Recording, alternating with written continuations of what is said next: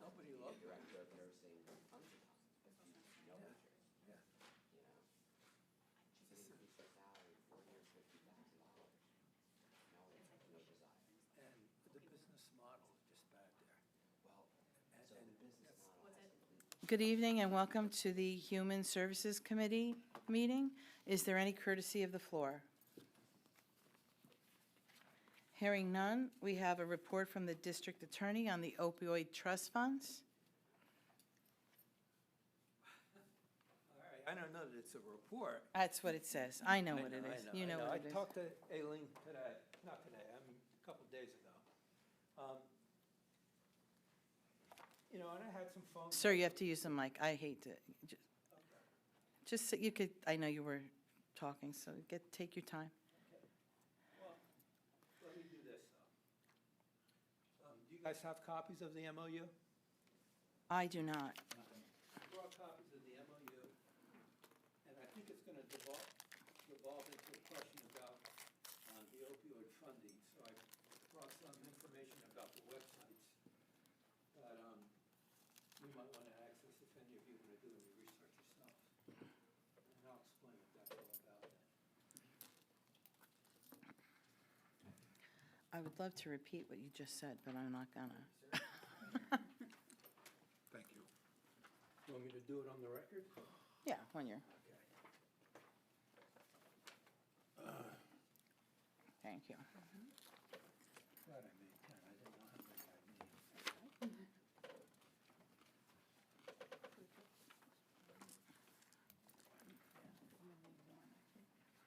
I guess I should.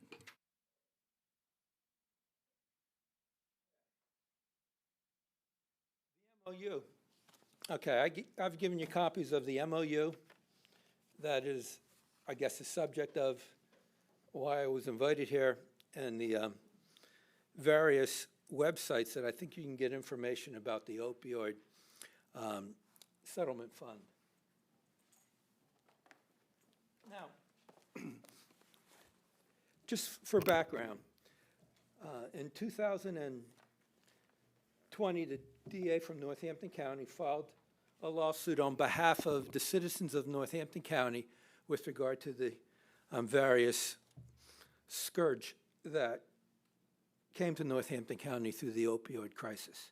In 2022, a national settlement was received. In between 2020 and 2022, our now governor, Josh Shapiro, when he was the Attorney General, took over the representation of all the various district attorneys and municipalities throughout Pennsylvania who were involved in litigation related to the opioid tragedy.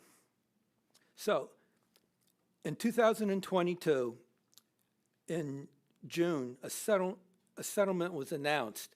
It had been negotiated. A national distribution settlement was reached, and you can get that. I think that's the first. No, that would be the third of my attachments. That's a 517-page document. About 50 pages is the settlement itself, and there are a bunch of schedules on there. The most important schedule in that national settlement is Exhibit A. Not Exhibit A, excuse me, Exhibit B. Schedule A was the core strategies of what the settlement was about, meaning what the settlement monies was supposed to be allocated for. And Schedule B was more detailed with regard to the approved usages of the settlement funds. And basically, the settlement wanted boots on the ground to address what they call OUD, opioid use disorder. So that would be treatment, that would be services for people suffering with addiction when they needed mental health, when they needed job support, when they needed housing, things of that nature. There was an emphasis also on women because of the difficulty that women who were addicted had with their pregnancy and the damage that was done to the children, so they wanted money allocated to address those issues. Also, they spoke about training with regard to human services And they also spoke about educating the community as well as approved uses. Now, shortly after the settlement was announced, Terry Houck, who was the DA then, and our county executive reached an MOU. It's a one-page document, basically, but really it only has 4 sentences that are of any importance, and that's in paragraphs A, B, and C. There's a total of 4 sentences. The sentences are, number 1, that the district attorney agreed to pass through all the settlement funds that were to be paid to him into the county's operating fund. Sentence 2 anticipated at that time that the first round of funding would be $2,180,000. Paragraph B indicated that in the event the DA wanted any of the funds to spend himself, he would negotiate a separate agreement, apparently. Even though the funds are really sent to him in his name, there's a paragraph in there that said the DA would, if the DA believed he needed money to address the opioid remediation or abatement issues, he would ask for a new agreement.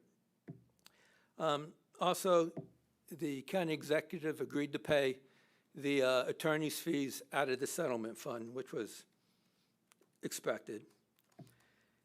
And paragraph C was that all the reporting would be done through the county, and the county would submit joint reports and joint statements on behalf of the county and the district attorney's office. Now, it's an MOU. MOUs are not contracts. Generally, MOUs are between governmental agencies, sometimes nonprofit adjacent agencies, with regard to how they're going to conduct policy and how they're going to work together with regard to common strategy. A contract is a completely different animal from an MOU.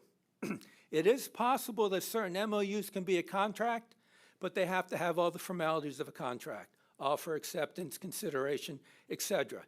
However, an MOU that attempts to encumber governmental duties and responsibilities cannot be considered a contract binding on a successor in office. So, number 1, this MOU expired long ago just by its very nature, because the first round of opioid settlement funds have already been received by the county. You already got the $2,180,000 talked about in the agreement. So by operation of the payment itself, the MOU's done. Additionally, this MOU was done by my predecessor, so it is not binding on me. I never thought it was binding on me. I had phone calls about the MOU, and I said that I don't think it's binding. It doesn't matter to me at this point. And on top of that, I understood why Mr. Houck likely entered into the MOU. I believe that he saw himself as a prosecutor and law enforcement officer by his entire career, and I don't think he felt comfortable with the idea of accepting money that had to be allocated for human services. I don't think he knew a lot about treatment and all that other stuff. I think he wanted to just do the core duties, the statutory duties as a DA, and not be responsible for that. Secondly, I can tell you, because I'm in the same office, there's no infrastructure for that. I only have detectives and prosecutors and secretarial support in our administrative staff. That's it. So we would have to hire people to give us advice or even help us if we believed that we wanted to allocate this to abate the damages by the opioid tragedy. So it made sense. However, there's a lot of things that I don't like. I don't like that he did not reserve for himself the opportunity to participate in a committee who would talk about what the strategies are and what's going on, because I think the DA should be at the table for that. This is all about protecting the community. That's the whole reason why the DAs filed these lawsuits, because and Pennsylvania is a unique state. We have that consumer protection law, which empowers the DA to bring a lawsuit against companies who damage the community like that. So Pennsylvania is different from a lot of other states because the states themselves brought suits, and individual governmental agencies, not the prosecutors in most other states, but Pennsylvania, across the board, it was the DAs that started this action. And then the Attorney General, as the chief law enforcement officer, took over under that same statute and represented the entire state, and he's the chief prosecutor for the entire state. So that's why the prosecutors were involved. That's why the money was given to the prosecutors in Pennsylvania, because we were the entities who brought the actions. However, I still believe that in most counties, the DA is very active in participating in the discussions with regard to the distribution of the opioid monies. Frankly, no one's ever called me. I haven't even seen a report, even though apparently joint reports have been filed. I've never seen one, never signed one. I've never seen a check. Money has come in since I've been a DA. I've never seen a check with my name on it, and that's okay. It didn't bother me because Human Services, and that was my belief, for the most part, was directing the allocation of these opioid monies. And they're probably, of all the agencies in the county, best suited to do that because they have drug and alcohol, mental health, things of that nature. So I wasn't too offended about it, and I had my own problems anyway, trying to put my office together, going through not only restructuring, but an inventory, and inventory backlog that I had to take care of. But I did intend to be more active in the community. And I'm beginning this year, since we have things under control. So when calls came in to me about this, I've said, well, I don't have the structure to spend this money, but I would love to be at the table to talk about the strategy and what we can do.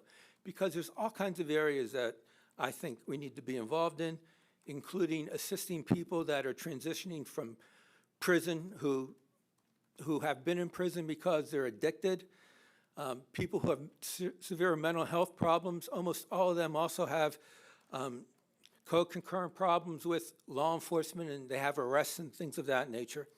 And I think it's appropriate to be involved, be at the table to talk about how we can best serve these communities. Unfortunately, I haven't been able to. So questions were asked to me about what did I think was going on with regard to the funding and how it was being spent. So I did some research into that. The best website for that right now just came online in September.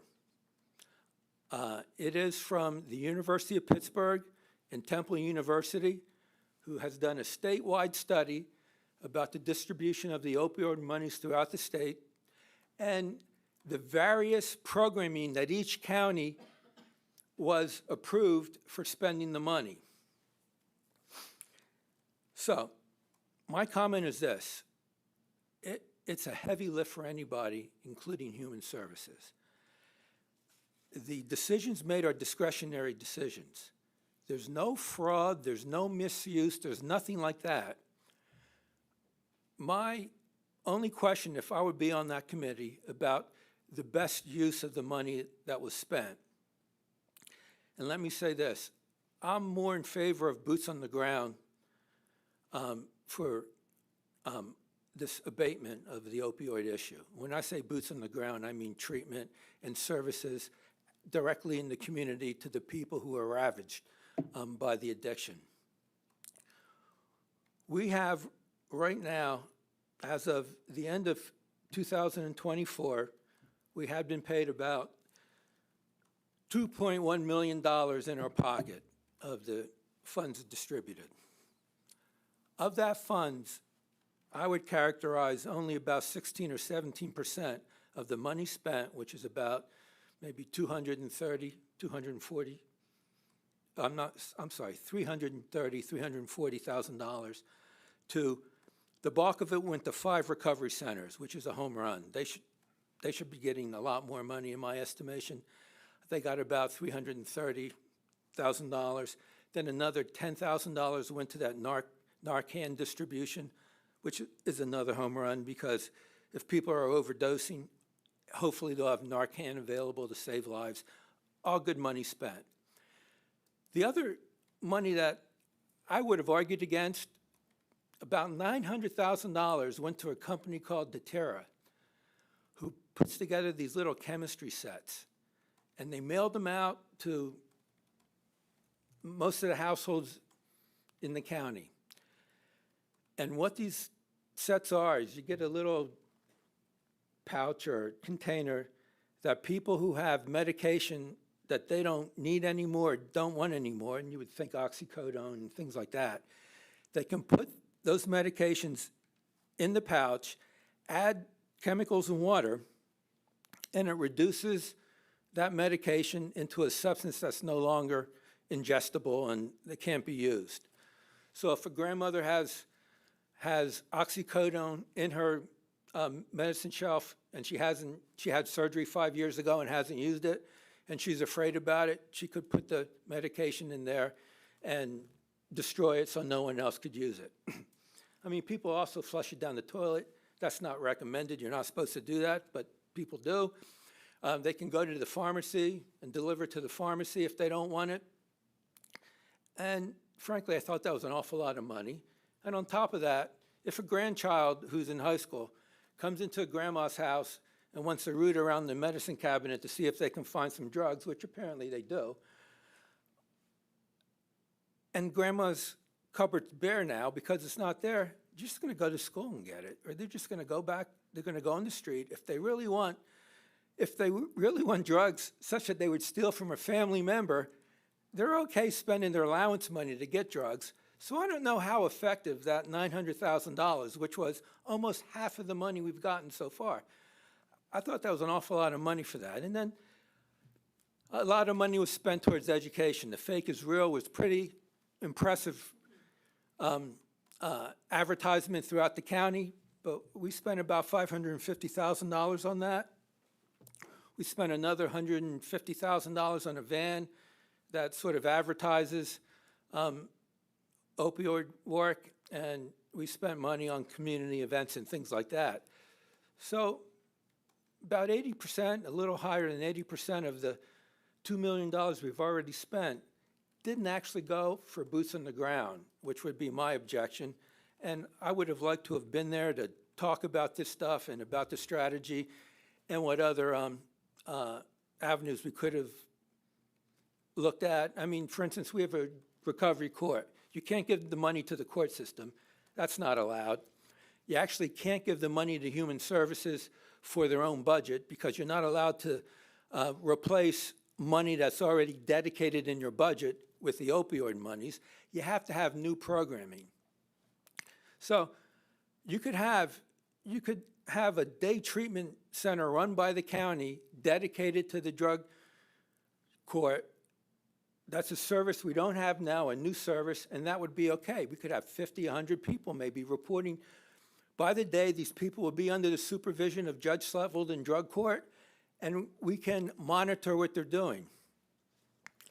There are other things. I would have given more money to the recovery centers because they're doing God's work with regard to dealing with these people. And as many people who we can get into recovery and support them in recovery, the better our community would be. And I think it meets the true mission of the settlement.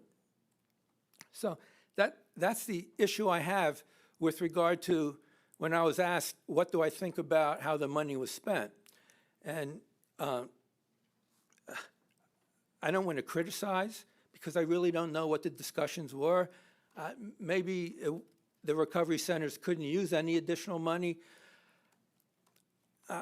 I don't know, but I know if I would have been at the table, I would have opted for a more robust presence out in the community, addressing the people who are most damaged by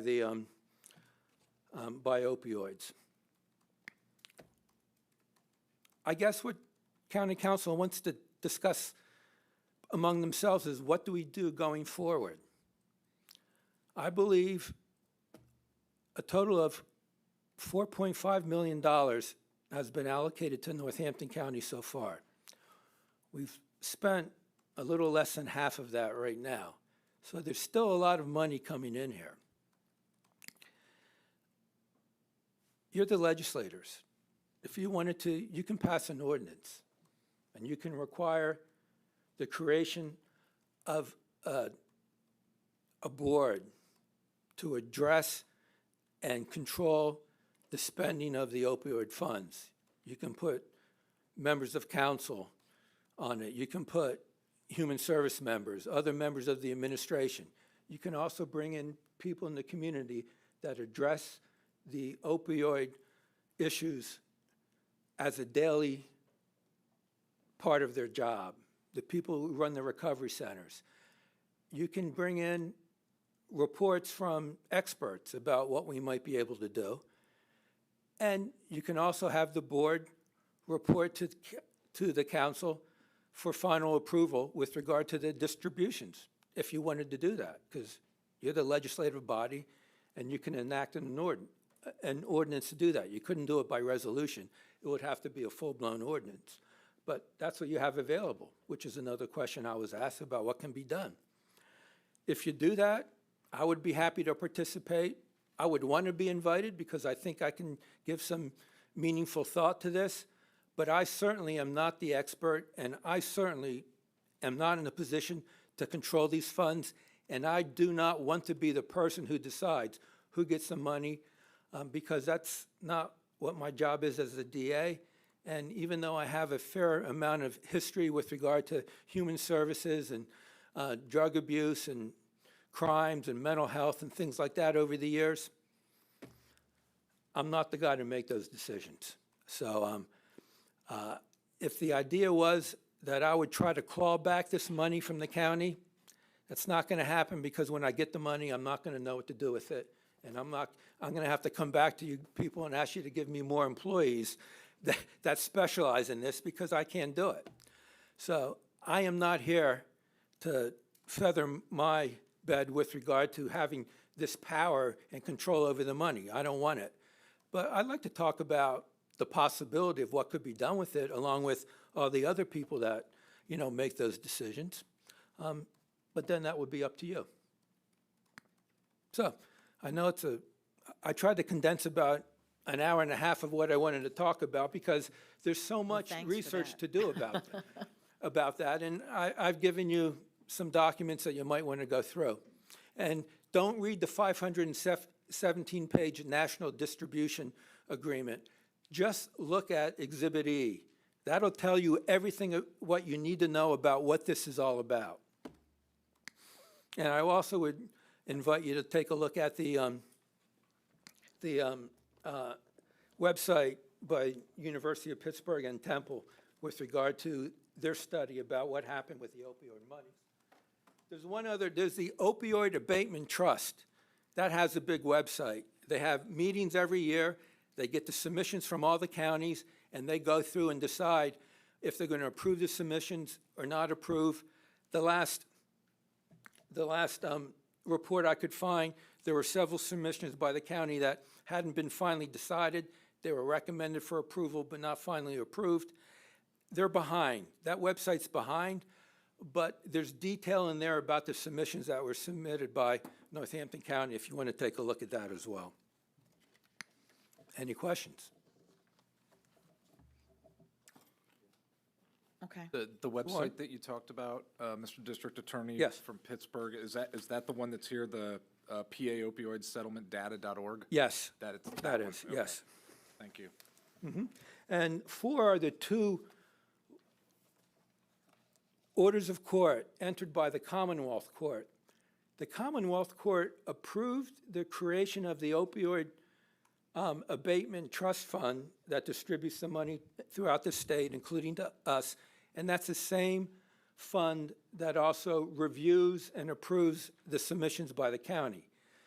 Northampton County is part of the southeastern group. There's one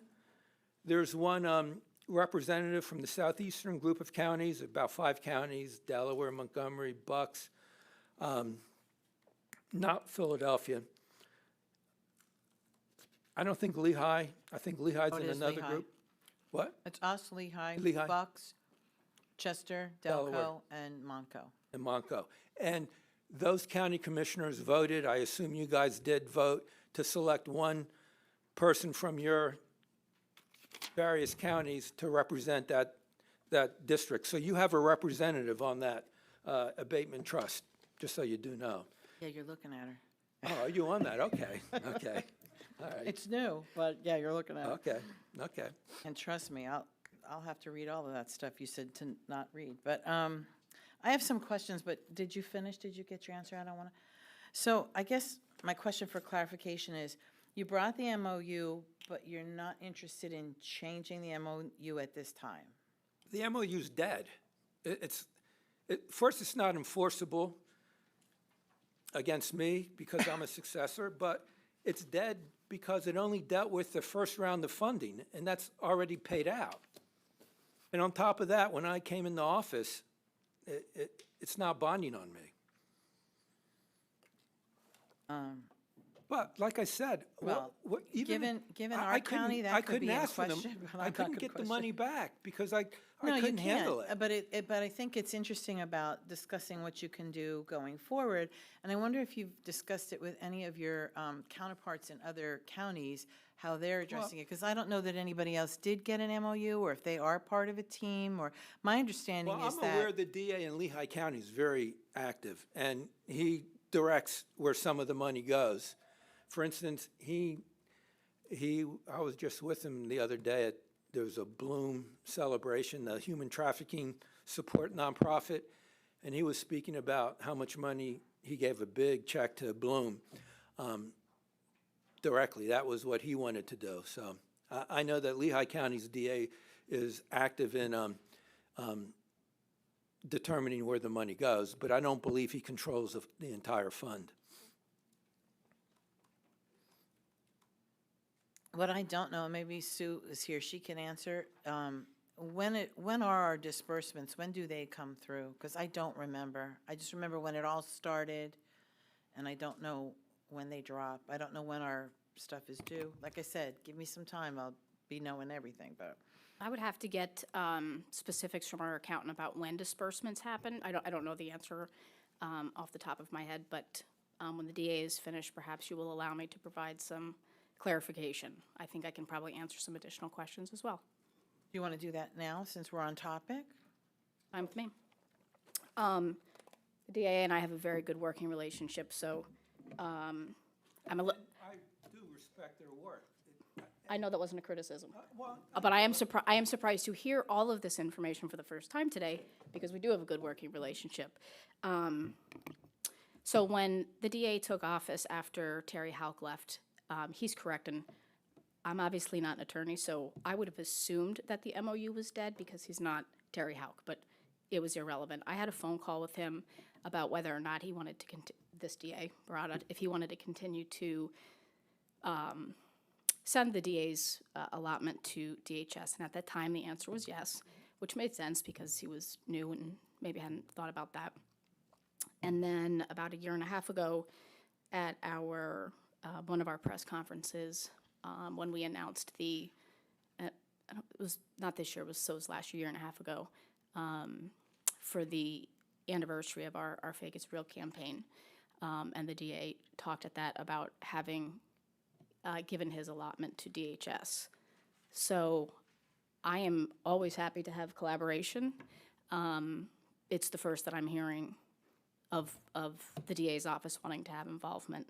I will say that I won't carry on about each of the different things that we've done with the money yet unless folks have specific questions. But some of the programs that we have done have been nationally recognized, and I can't remember which ones off the top of my head, so I am going to get back to you on that. But one of the programs that the DA launched and the drug and alcohol folks supported was the LETI program, the Law Enforcement Treatment Initiative, I think that's what this stands for. And the idea was for the magistrate judges to be able to refer in lieu of, I don't know if it was in lieu of criminal charges or in lieu of incarceration. It was a diversionary program. And we have struggled for, I forget when that was announced, but since it's been announced, to get participation, and both from the police officers and from the magistrates who don't necessarily feel like they have the authority to try to make that recommendation. I don't know the answer to that. But the Attorney General's office, where that initiated, continued to call Kathy Jurley about it, who definitely outreached to the DA multiple times. And that is one program that continues. Well, Ms. Varga-Heffner, you're at the CJAB meetings and at the meetings that happen after that. So I think you actually have been present for the conversations about the frustration with the Letty program and Mr. Green talking about the DA's office needing to spearhead that. So always happy to collaborate. I'm not an expert on I everything. think that we have had conversations about, and sort of a plan, it's just about implementing it, but I think we really need to get the police chiefs back to the table and re-educate, because while they know, do they know what they can and what they can't do? And so we've discussed that, but we haven't selected a date yet. 'Cause I could not agree more, except times are that, wasting. right, because DHS, look, the police chiefs who, we have good relationships with the vast majority of our police departments in the county, but I'm not the chief law enforcement officer. And so, obviously the DA has to be the one to bring those folks to the table, because we've tried, not necessarily about Letty, but even things in the past, and very understandably, there's not as much buy-in when it comes from Human Services as if it came from the DA. And I get that. I get that. No, I guess, but again, it was more back to what you wanted. So I'm hearing you want more involvement, or say you're not looking to get the money back, but you're looking for some collaboration. I don't know if we need to do a board, or I can look into that. Like, are there specific requirements about who has to receive the money in the county and oversee it? My understanding, it was Kathy and her I think SCA role, but. in large majority, it's the SCAs. So within DHS, obviously, it's the SCA, but it also could go directly to the DA, and he could track that.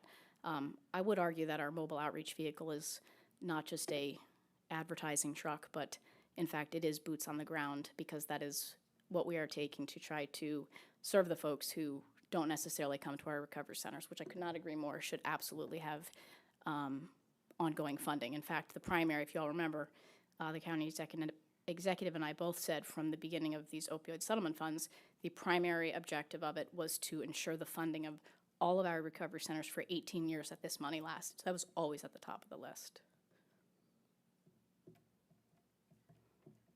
But I've heard through the grapevine, and maybe it's not true, that some of the recovery centers are being told that their funding is being cut. Does that mean, because I know that the Exhibit E is very strict about what you can and you cannot spend it on. And a lot Correct. of people have been turned away for less than a recovery center, so. So I will tell you, I know the DA talked about how much money we've gotten and how much we've spent. I actually don't have the total amount that we have gotten. And I didn't ask for that today. I think I asked for that for next month. Oh, okay. I wanted it, but I think we said That's we fine. would defer Yes. on that. But we have spent $3.5 million already. What was your question, Ms. Varga-Heffner? I'm sorry. About the recovery centers being. Oh, funding. so- Not defunded, but cut. Less in funding. So when last fiscal year, so 24, 25, drug and alcohol saw some funding cuts, like through their normal state/federal allocations. I don't know which ones off the top of my head. And so the opioid funds are obviously then used as like a stopgap. So we still have not, Kathy actually sent me her list on what we've spent and on how much we've spent and on what, which we can talk about next month. And I even went back to her and said, hey, there's no money spent on treatment here. And she said it because to date, they have not had to, obviously, first of all, you can only use the opioid money for opioid addiction. And so they have not had to rely on the opioid settlement money for that. They have had enough treatment money. When the state budget was not passed in June, so when we were starting to do contracts, we funded all of our contracts, not at the full percentage. And I think, and drug and alcohol might have been, I think drug and alcohol did somewhere between 50 to 70% of their normal funding, with the understanding to all of our providers that if funding was restored to the normal levels, that we would be able to execute the full contract, and we would do amendments. So in the short term, I guess what I'm saying is, you're correct, pretty much across the board, in drug and alcohol, every provider we have a contract with had some level of decreased funding. Some of it was very small, some of it, for some places may have been a little bit more. The recovery centers were not significantly defunded. But the opioid money that is left, which this I can find out for you for next month, is what we have is allocated. However, I will also tell you, I think yet there's another settlement coming through. I mean, well, you would know that. So there'll still be more money, and I'm not concerned about having enough. We will have enough money for the recovery centers. I suspect we will be able to fund the recovery centers perhaps on a month-to-month or year-to-year basis. When we have additional funds, we can provide them some additional funds. I don't expect that decreased funding to remain, but we need a state budget, and we need to balance the opioid money. So in the interest of time and fairness to the other folks that have it's Jessica who has a presentation. Can we defer on this topic until Yep. next month when you come back? But what I'm hearing you say is you want to be included, but you're not necessarily asking for the MOU to be rescinded. And again, you're saying it's dead, but I don't know how that works in real life, so. Demanding to be included. I said requested. Did I say demanded? An expert, but I would like to be invited to the table. Sure. Just to participate. I think, Well, I think I have some insight I can lend. you tell him. He thinks his voice carries, that he doesn't need the mic, but we get in trouble when you don't use the mic. No, I would like to be invited. I'm not demanding, so, Well, no, I think it's important, and I think anything we could do to get that Letty program moving and anything else, because I saw that there was another settlement that was specific to DAs, and like there's money coming, and is it going in the direction that your office or your, on your side of the street would need it to go? For Letty, is that what you're talking about? No, for opioid trust. Yeah, I don't think Letty's part of the opioid funding at all. That's the police department. You're not allowed to fund police. You can't pay the police to run a program like that. But Letty is not very successful. We also had before Letty, I think Human Services instituted the PAIR program, it was called, which was similar to Letty, the same kind of thing. And the chief of police they signed on to the PAIR program, and they signed on to the Letty program.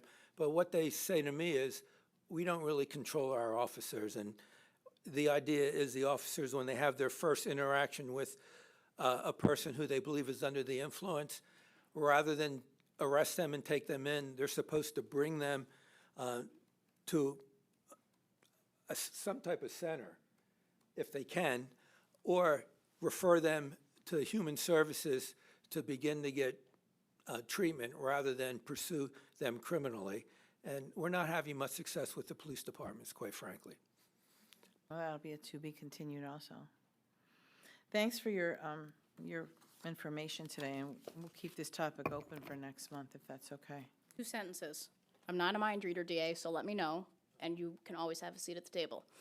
The PAIR program, which I think is now called the HOST program, but it did stand for Police Assisting in Recovery. We have a provider who does manage that, and that is, I can get more information from Kathy, but that is fairly successful. So I just wanted to add that. I don't want to take up any more of Jess's time. Similar to Letty, I believe. Well, again, It's next different but month, similar. next month, we could define what success means, too.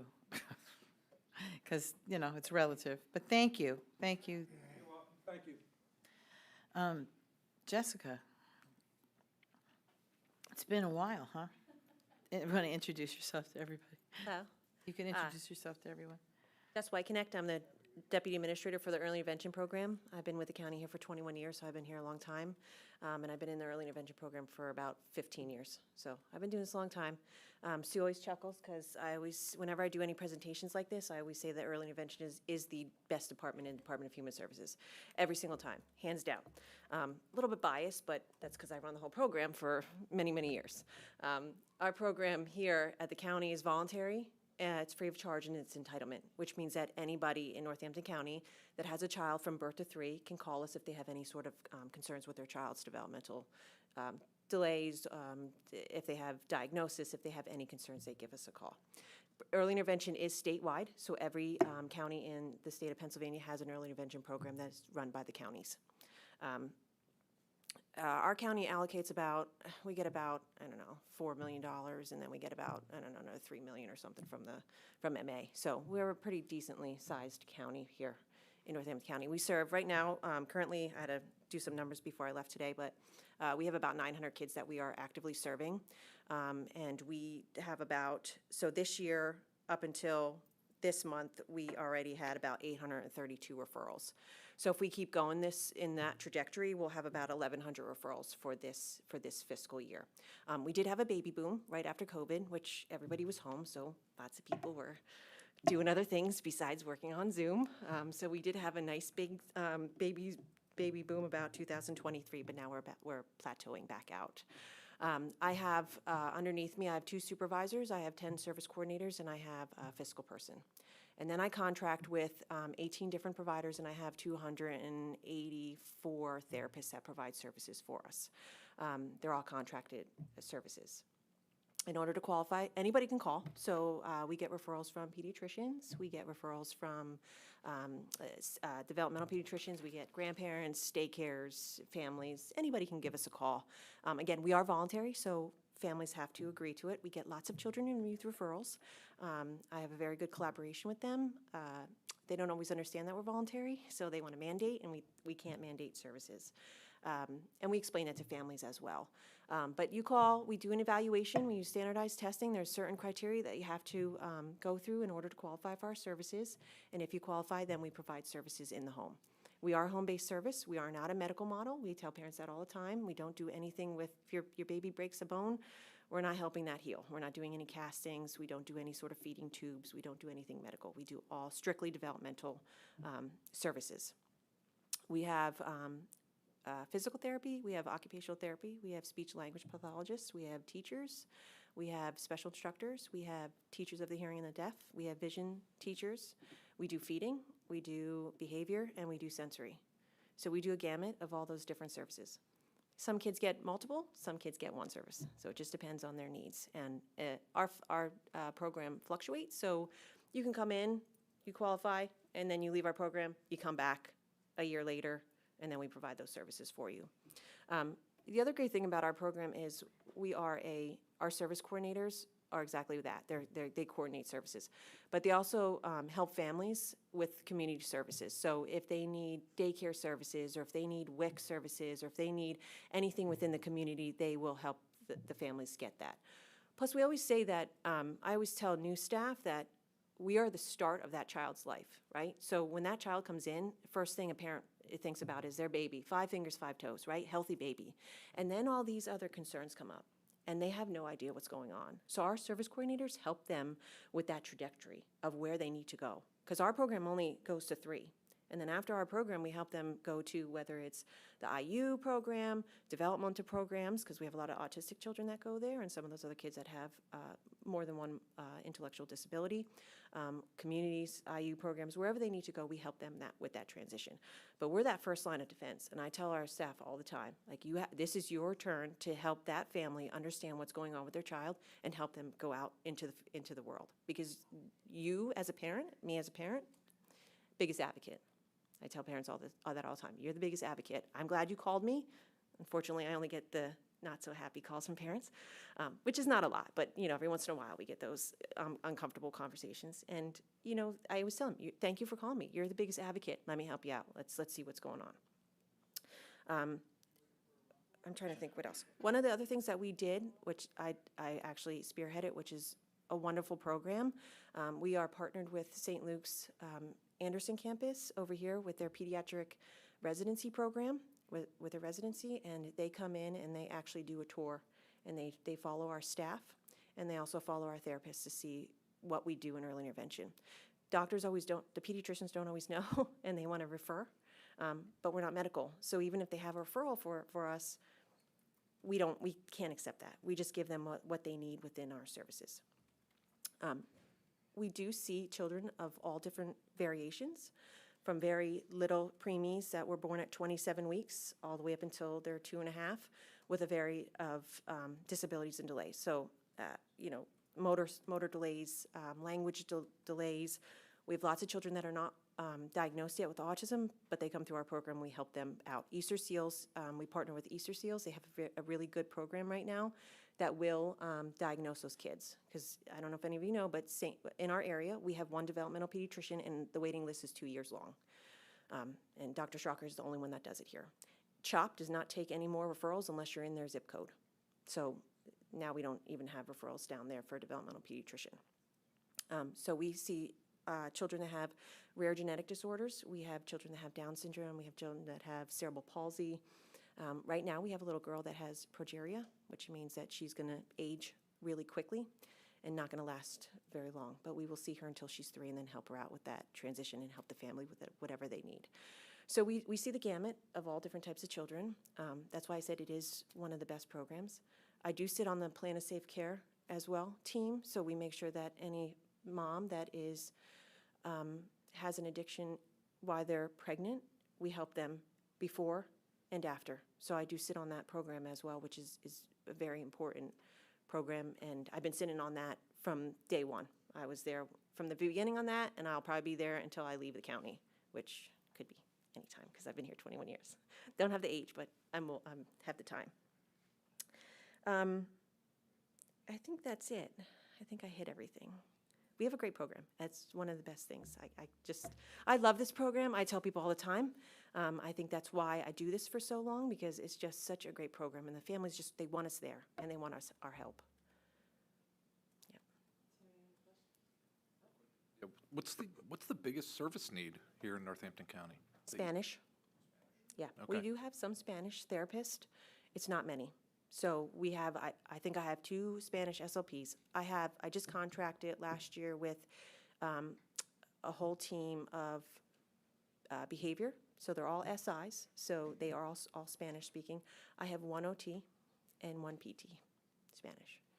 And population in Bethlehem, Easton is largely Spanish, so we really work around that. We have Proprio, and we have some other, and I have 4 Spanish service coordinators, which is very helpful. Thank you. Any other questions?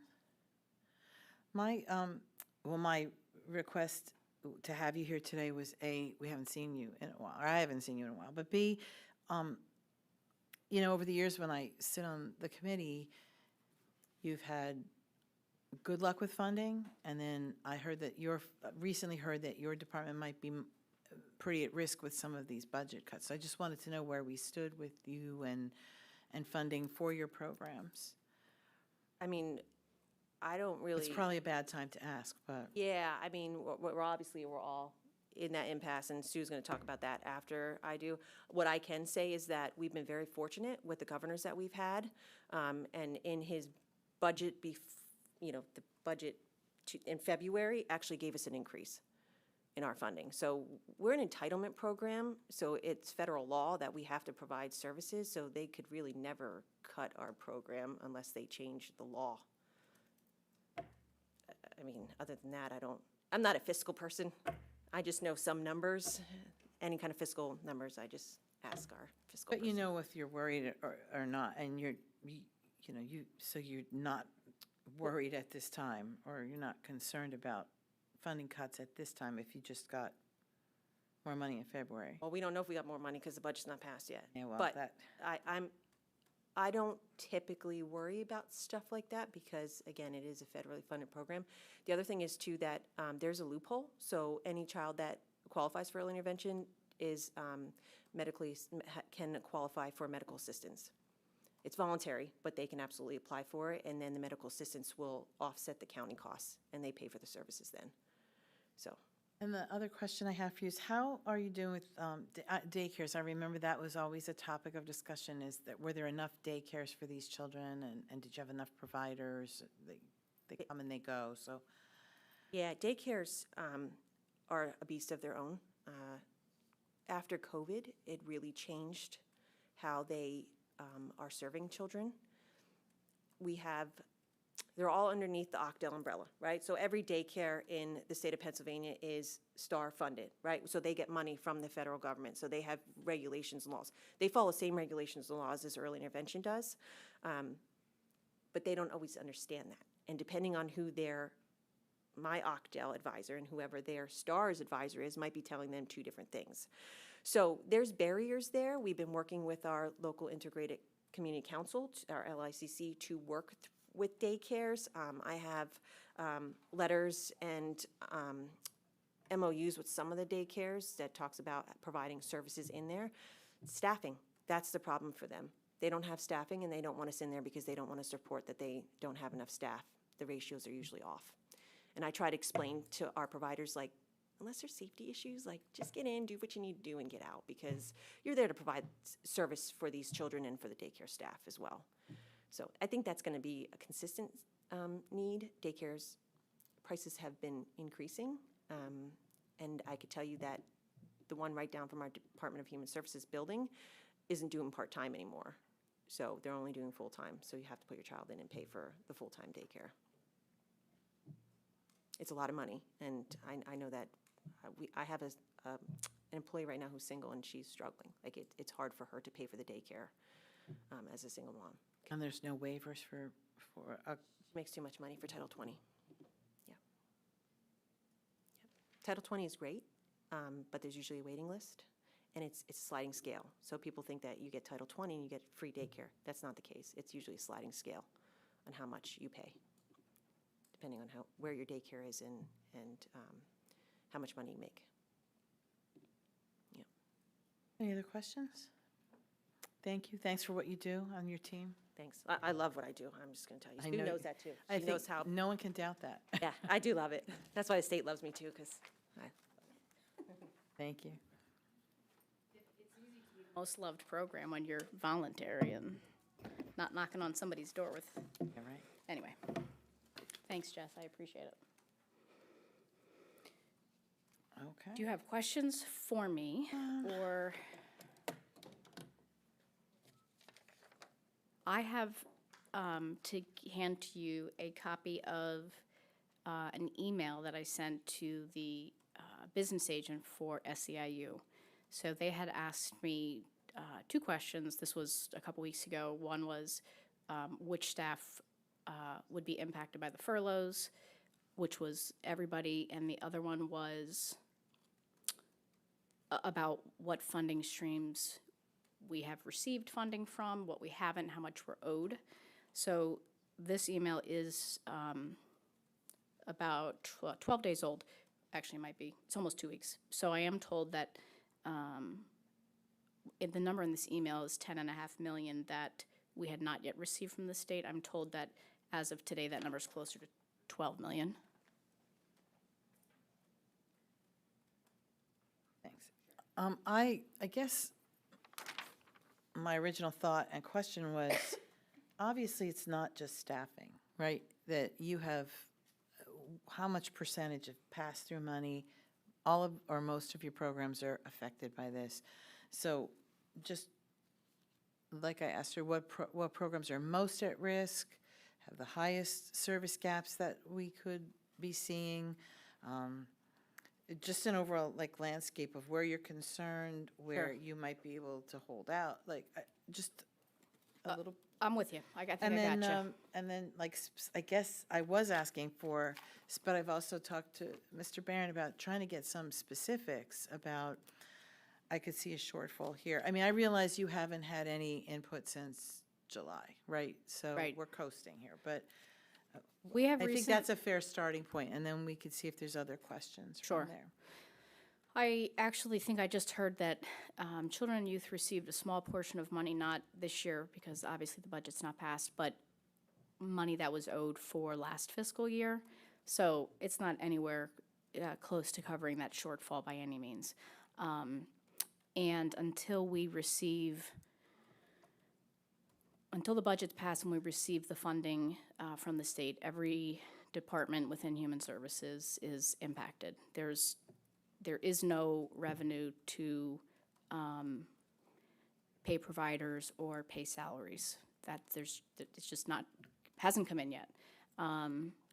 So in terms of planning for that, obviously furloughs would be an absolute last resort, and no one wants to see that happen. So I think you all are aware, the providers, we did stop payment to our providers, and I think that the hope is that we will have good news on the budget by sometime next week. We have been planning, just as we planned when the union was perhaps going to go on strike, for how we would continue to see, the children and the families in terms of meeting regulatory timeframes. Paperwork will be piling up, but that's the plan. So we have been always plan for the worst and hope for the best.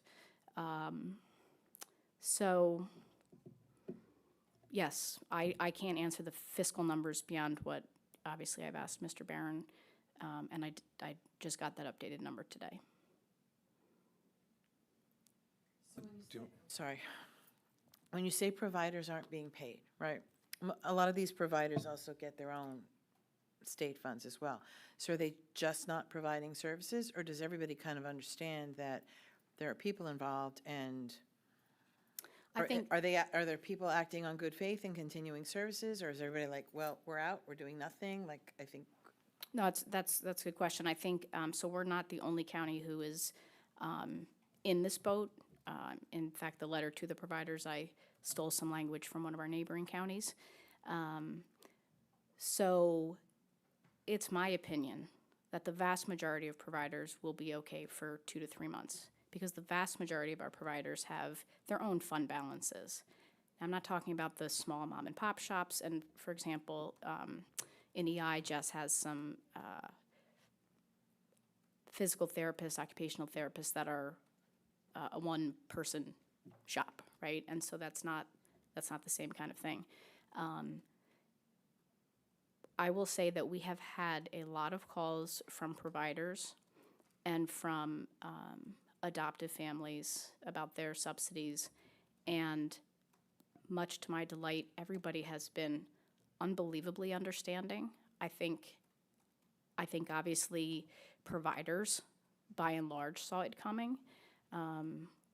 And families have been understanding, and obviously we don't expect anybody to work for free forever. And so I think that we're in an okay place with our providers for the next month. And I think after that, those are daily conversations as providers reach out. And I think that will just have to continue to be assessed every single week. When you said 2 to 3 months, did you mean from July, or do you mean from today? You made a statement, we're good for about 2 to 3 months with some of our Oh, okay. services. I'm sorry, I'm tired, so my brain's not totally kicked in yet. I think that most providers will be okay not being paid for 2 to 3 months. So I don't know. As of today. So I think most providers did not get their September payment. So September, October, November. Okay, so they were paid for July, August. If Some. if a provider had their contract fully executed with us, yes, they absolutely would have gotten those payments. Some providers, the contracts weren't fully executed, which is sort of a strange thing to me if I was in a provider role. But sometimes there's some, I can't speak to what the issues are. Sometimes it takes far longer than you would ever think for that to get finished. So I'll give you an example without naming the provider. We had a residential treatment facility, and we owed them, I think it was last year, we owed them about $400,000. and they still hadn't finished finalizing their contract, so that, you know, we couldn't pay them until they did that. So if contracts were finalized in July and August, the vast majority of those providers were paid, yes. The only way they wouldn't have been is if they were late submitting their invoice, right? So if you didn't submit your invoice for July until September 19th, when the letter went out, then you might not have been paid for July or August if your invoices were late. And I'm not trying to claim that every provider can weather the storm. I'm not saying that. I mean, they have the ability to take out loans as well, but I think what I'm saying is, so far, everybody we have spoken to has been exceptionally understanding and is at least able to forego payment for a short time period. And I think we have to keep talking about that every week. Does anyone else have a question? Mr. Chief? Of the personnel that would be possibly furloughed, what is that, the entire, you know, what are we putting out in salaries and wages for a monthly period? I have a ballpark, and I will correct. Ballparks are good. unless Yes, I Mr. Barron- believe, I had my fiscal person run this for me last week, and it's between salary and benefits for union and non-union, it's somewhere around 3 million, give or take, a month, payroll and benefits. Do you want to object to that, or you? No, it's fine. Okay. It's about right. Pretty good number? Okay. And it might be up to We 3.5, but somewhere between 2.5 and 3.5, and I think it's 3 and maybe a teeny bit more, but We that's, have just under $9 million, I believe, in our financial stabilization fund. So theoretically, if we wanted to take that route, gives us about 3 months of time. Would you, Mr. Barron, would you agree, 8.9 million? And now there, remember, human services is the largest portion of that, right? But we have other core services that are funded by the state. So if you take that approach and you need money elsewhere, so for example, Act 148, okay, is a children and youth program and a subsidy program. However, part of that Act 148 money, council may or may not remember, is shared with the Juvenile Justice Center. So, you know, that is something we also have to think about, because the programs that are run at the Juvenile Justice Center, in some cases, we just can't cut somebody loose from there, right? They're held there because a judge said so. So, looking at the other county core services, putting it all towards the salary at that point, the other thing I would caution county council about is if we're not paying vendors, there are people at the Human Services Building who specifically their job is to look at those invoices, make sure the services are being provided, and pay those vendors. When we have other county core services, if we are not paying vendors, and one person's job is to pay those vendors, you're paying that person's salary. Now, maybe they could do something else, but there's not a job for them to do at this point because we have no other money from the state. So there's a lot of that kind of stuff that, you know, we're all thinking about as we, you know, make some of these decisions. So the stabilization fund needs to be there for other county core services, and there is, you know, a rippling effect that will come through the county eventually. Our cash flow is such that we can stave that off for a little while, but when you get into December, January, February, if this continues on, it could be an issue. I also would say, before you jump to the fund balance situation, you know, one of the things certain agencies will say, well, why don't you pay us? We're actually providing the services. So you're going to hear a lot of those arguments. And, you know, lastly, I think, you know, there was an offer made by the state treasurer to pay interest on money we've already paid them. So technically we pay interest on our own money. That's a really bad deal. But it looks like there might be a legislative thing to suspend the interest to get some of that money. So there is that possibility as well. So a lot of things are still on the table. I think the forest through the trees here is letting the union know we had a contractual obligation that council affirmed for the 30-day notice. And when we're looking at the numbers, and I said to county council, we'll be thinking about it towards the end of September, right? And we're at that point right now. It's November 2nd or October 2nd. When you're looking at the possibility of being out of money as an entire county because we're not getting $40 million from the state, right? And we've paid out $12 or $13 million of our own money already that we haven't been reimbursed. If I look at it and say, I can't pay anybody in the county after November 14th, and we don't give the unions the notice that this is a possibility, it would be irresponsible administratively. So that's why we gave the 30-day notice. It is the last resort. We are not paying the vendors in some cases who have a contract that specifically says your contract is for funds we get from the state. If we don't get them, you're not getting paid. So there's lots of different things going on in that case. So it's sort of like the domino effect. And the paying the salaries of the staff, that would be the last, hopefully domino to fall if we don't get money for a long period of time. So again, Well, it is hopefully the resort. last domino to fall would be to lay people off. Oh, that's what I mean. Yeah, the furlough people. Yeah. Because, and I understand weighing of options of, well, we have contracted services, but like Ms. Wondolowski said, there are companies that have staying power. A lot of people don't, and we would be in a real disadvantage of the county of having to furlough people and then them having to get other jobs and possibly losing good employees. And look, we have kids in foster care all the time. And, we balance that stuff out. And not to give specific examples, but what if we don't make a foster care payment? Now I've got a kid who's on the street, and he ends up in another placement court order that's more important. Now I'm being penny wise and pound foolish, right? I could have kept that kid safe in a foster home by making a payment. So it's a value judgment, right? I think Keeping there's that a kid lot of safe. nuance there. Yeah, and it's a lot. really, we want to be as involved as possible. I think we have options, and obviously we don't know when this will end. It could end shortly, and we could be, discussing a lot of things that don't come to fruition. But obviously you guys have to be prepared. You have to follow your obligations. But I just want everybody to be really, on the same page of the last resort we want to is lay off people, especially in mass. I do not know any human services director that would want to lay off anybody. I imagine. So appreciate the efforts.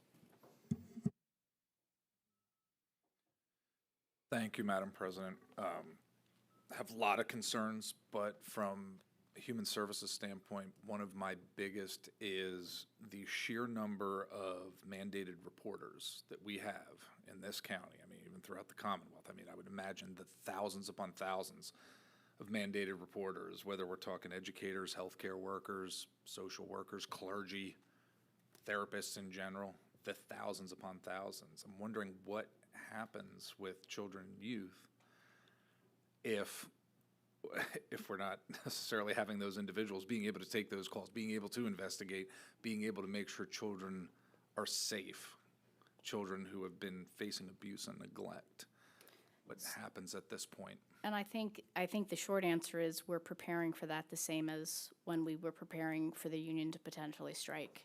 And so, as I told you, the amounts of paperwork will be very large, but the first priority will be safety, both for children, families, and for older adults.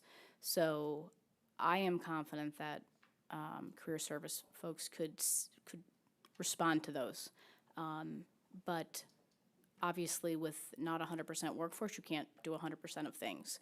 So we will focus on the most critical and the ones that are required, like adult protective services, child protective services, and do our best to maintain everything else.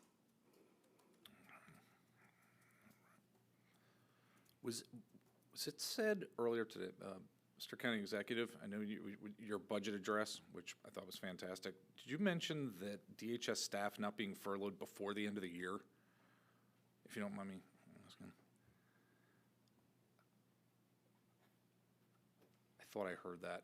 I don't recall specifically Okay. what I said, Mr. Warren, but that, as has been said by Ms. Wondolowski and Mr. Barron, it will be the absolute last thing we do, other than shift this back on our taxpayers, of course.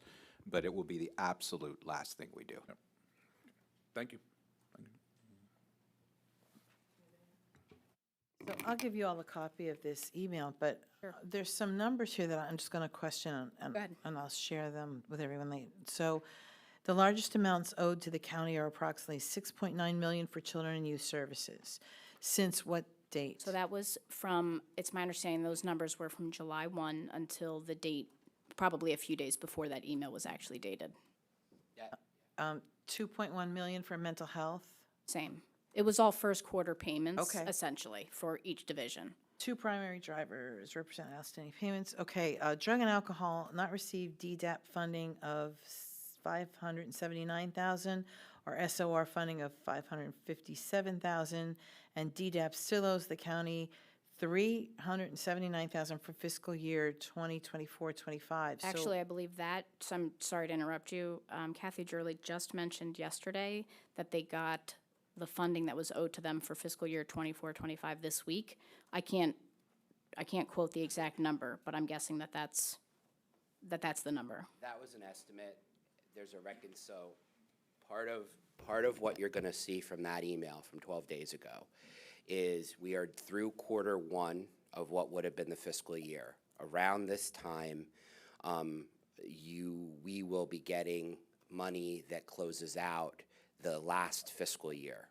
So while some of those numbers are in flux, we estimated some of what we might get, but we are going to get some money back from children and youth because we are owed it from the past fiscal year based on the reconciliation, the billings, and all the services that are provided. So there may be some additional money coming in that will benefit the county, knock on wood when I say that, but that is a relatively good estimate of where we are going to be. And some of that money may have already come in, like the DDAP money. And children and youth, I think I said this earlier, so I apologize if I'm repeating myself, but children and youth did also receive at least a partial payment of what they were owed for the remainder of 24-25, and it might have been the entire remainder that they were owed. It doesn't come close to what we need, but I want to say it was about 1.5 million, give or take a little bit, from last fiscal year that was owed. But that came in this week. Our fiscal person in CUAF told me. And the aging money was 833,000 to cover July 1 to September 30, but this number represented only 3/4 of our typical allocation. So aging, and I forget why, to be honest, but aging had the ability from the state level, and I think it was because it was federal funds, to provide us with some of our funding for this current fiscal year. So they provided us with a certain allotment for the first quarter of this year. The total amount, I don't know that off the top of my head, but I do know, I think that number is accurate. It was basically 75% of what we would have gotten. And so, for example, if the state budget, when it's passed, kept those same funding levels, it would be $4 million less than last year's funding allocation. We're not anticipating that, but we just have to wait and see. But I think if I recall from Lori Stanton-Laney, the funds they did receive were federal dollars, which is why we received them, because the state had the federal dollars. And that was my last question. The federal shutdown affects all of this how? So there's a twofold problem at the federal level. So if you look at human services in Graysdale, for example, Graysdale will not be impacted because Medicare and Medicaid do not go through the federal appropriations process. The government shutdown is based on Congress's appropriation to the President of the United States to appropriate those funds for the citizenry, okay? So that being the case, that money that trickles down to the states and is a pass-through is going to be where the problem is. The state currently has not passed a budget. They have some federal funds they are still sitting on until that budget is passed, which is gaining interest. My guess is that interest is going to float us for a little while till the federal, the hope is the state would pass a budget before the federal government. I'd love to see Vegas odds on which budget's going to get passed first. But that being the case, if the state budget gets passed first, we'll be able to survive on some of that money. My guess, the federal budget impasse will not really affect the pass-through entities like the counties. until the state starts to feel the crunch. My guess is somewhere in January, February, maybe as late as March. So this could be like a double whammy, meaning we're feeling it now. Hopefully the state, passes their budget, and then we would feel it later if the federal impasse continues into the new year.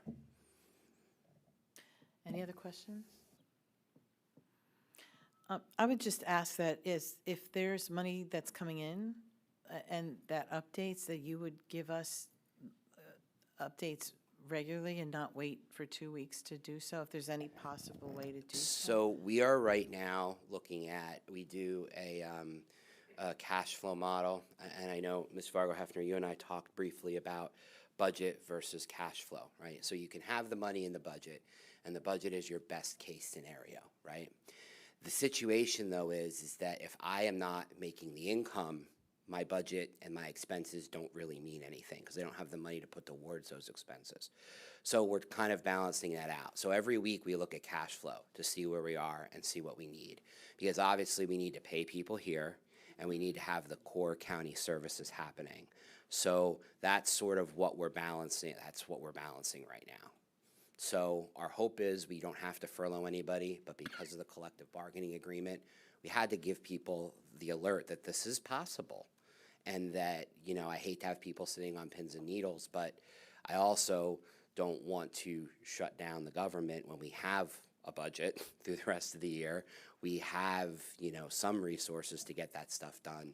The state just needs to do its job, and so does the federal government now. So I appreciate that, but I hope you heard what I said, that I'm got you. hoping We'll- that, we'll like, give when you you get $379,000 that's come in, that we get a copy of that email so we know, okay, there's money coming, or no, we still haven't received this. Like, I think more regular updates would be appreciated by this body. I can certainly let Aileen know, and I will say, I know that CYF and drug and alcohol were owed money from fiscal year 24, 25. I'm not sure that any other divisions are. So that's really the only money that would still trickle in, and I can find that out, but certainly, that's not a problem. Okay. Any other question? All right, thank you. Is there anything else for Human Services? Okay, I move that we adjourn. Thank you.